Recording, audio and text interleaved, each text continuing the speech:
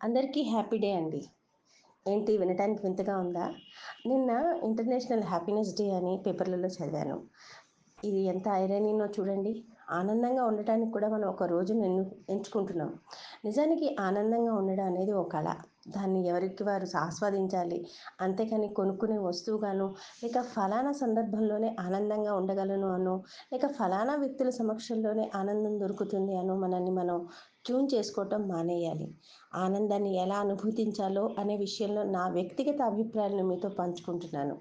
ఓ మొక్క పువ్వుగా మారినప్పుడు, ఓ కొమ్మ లేత చిగురు తొడిగినప్పుడు, పువ్వులోని మకరందాన్ని తేనెటీగ ఆస్వాదిస్తున్నప్పుడు, కొమ్మల మీద వాలి హాయిగా కువకువలాడే పిట్టలను చూస్తున్నప్పుడు, సూర్యుని లేత కిరణాలను ఒడిసి పట్టుకున్నప్పుడు, ఆ కిరణాలు చెట్ల మీద తీగల మీద పడి గోడ మీద చీకటి వెలుగుల క్యాన్వాస్ని రంగరించి మనకి చూపిస్తున్నప్పుడు, చీకటి వెలుగులు శాశ్వతం కాదు.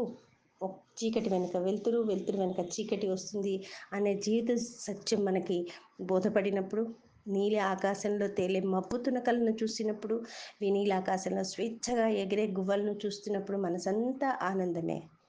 ఆనందంగా ఉండాలి అనేది మన ఎంపిక కావాలే కానీ అది మనకి బయట వ్యక్తుల వల్ల, పరిస్థితుల వల్ల దొరికే వస్తువు కాకూడదు.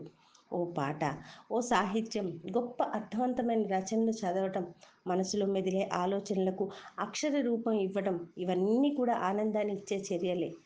ఆనందం అనేది ఓ మానసిక స్థితి. దాన్ని ఎవరికి వారు తమ మనసులోనే అనుభవించాలి. చివరగా ఓ 3 మాటలు.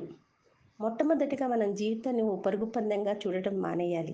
ఎదుటి వాళ్ళతో పోలికను ఎట్టి పరిస్థితుల్లోనూ పెట్టుకోకూడదు. అది ఆర్థికపరమైనవే అయినా, ఇతరత్ర విషయాల్లోనే అయినా.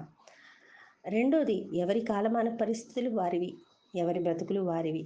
మూడోది, ఇతరులను కలిసినప్పుడు ఒకరి సమక్షం ఇంకొకరికి ఆనందం, ఆహ్లాదం ఇచ్చేవిగా ఉండాలి. అంతేకాని బాధ కలిగించేవిగానో, లేక ఇబ్బందికరంగానో ఉండకూడదు.